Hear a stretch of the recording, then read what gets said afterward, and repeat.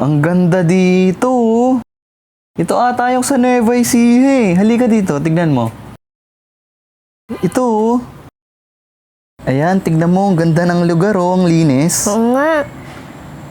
Yung itsura, parang Palawan. Ang ganda nga dyan. Parang bagay tayo mag-travel vlog dito, ah. Tama naman ako dyan, par. Huwag na, gumawa ka na lang ng teaser dyan. Ngayon na nga, sweldo ko Ano? Tara?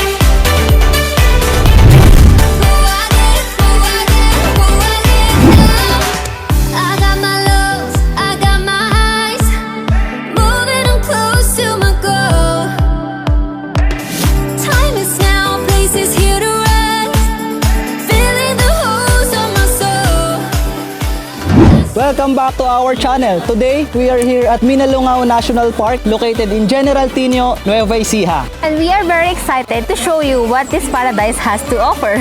Excited na rin ako mag-swimming. Tara, talon tayo ha. Okay. 1, 2, 3.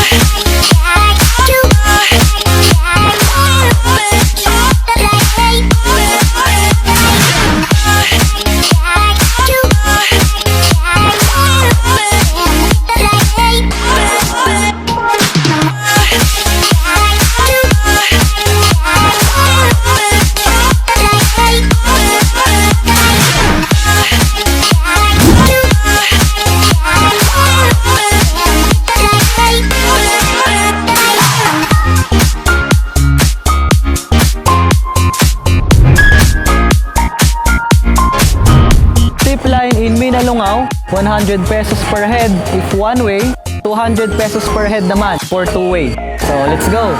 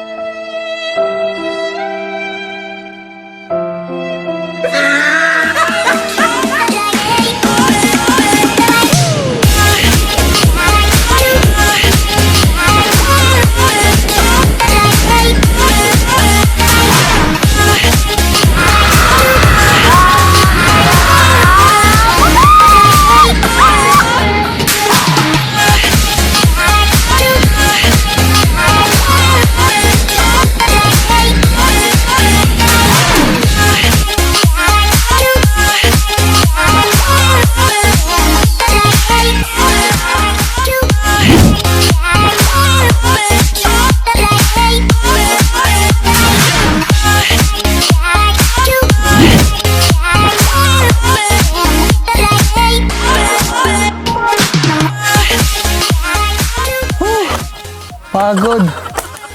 Ha! Sa wakas, after 3,727.16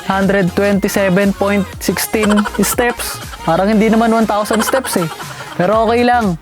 Ito naman yung sasalubong na view sa'yo.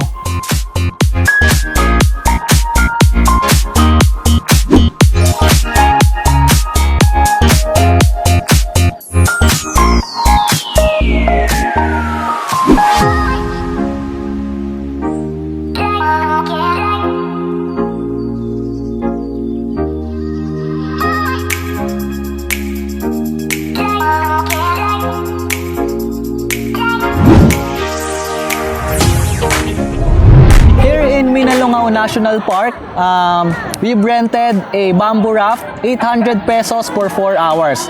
Then kung tinatamad kayong magdala ng mga bitbiting pagkain, don't worry, maraming mabibilan dito. Like kami, bumili kami ng inihaw na isda, liempo, and then grilled chicken. And nag-boodle fight kami for lunch. And other activities, pwede kang mag-cave, you can ride a zip line, hanging bridge, and then 1,000 steps going up.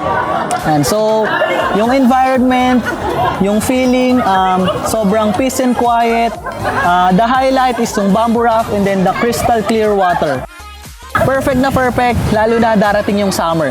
So for me, this is my mini Palawan.